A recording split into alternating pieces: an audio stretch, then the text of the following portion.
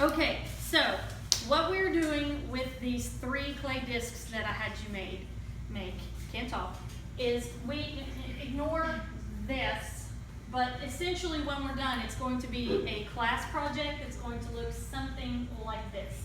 Notice they are clay discs. You are making clay discs. The way that I'm going to put them together later is we're going to be stabbing holes in the top and bottom of them, and I'm going to use wire in my plenty of free time that I have to put them all together. So what you're going to do to actually start these, the reason you have 3 of them is because we're going to use 3 different ADD, it's a thing, Katie, help me out. You're over there doing that. Bring it back.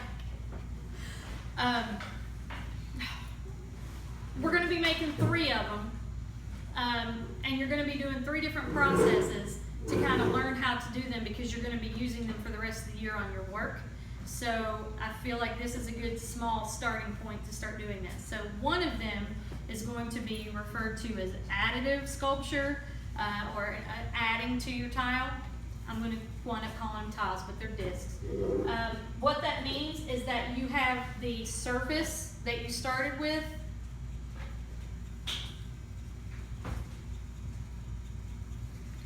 You have the surface that you started with that's already there.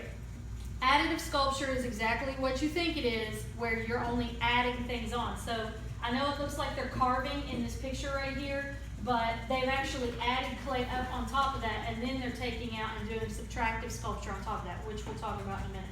So you're going to take this tile and only add clay to it. And I'll show you more. Well, I'll just click back to it now.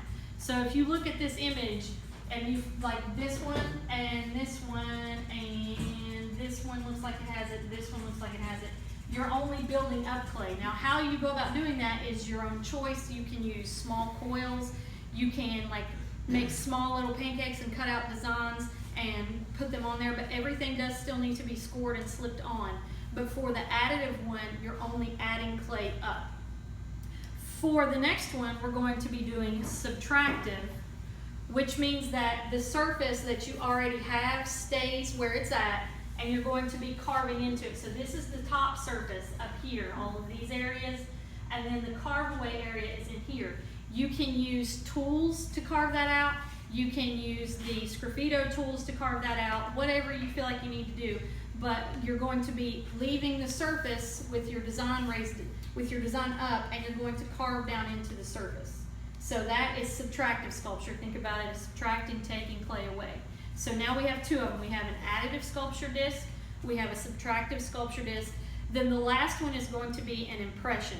It's kind of like what we did with the Aboriginal tiles, where you take the dowel rod and push into it. You're not actually adding clay, and you're not technically taking clay away. You're compressing it in on itself to put a pattern or some kind of design into it or some kind of mark into it. So you have 3 of them. You have an additive sculpture, or you have a subtractive one, and then you have impressions. So you have 3 of them. Once you're finished, again, I have these little, I call them the pokey hole tools. I have these little tools that you can take and it'll put a nice clean hole in your piece, and you're going to put one in the top and bottom of each one so that later on we can hang these. Something that I forgot to tell my first mod, and I need to tell you all, what I want you to do, and it'll help to keep these flat, on the back of this, I want you to take a scoring tool, one of the little ribs that's got the teeth on it, and I want you to score the back of it, like go one way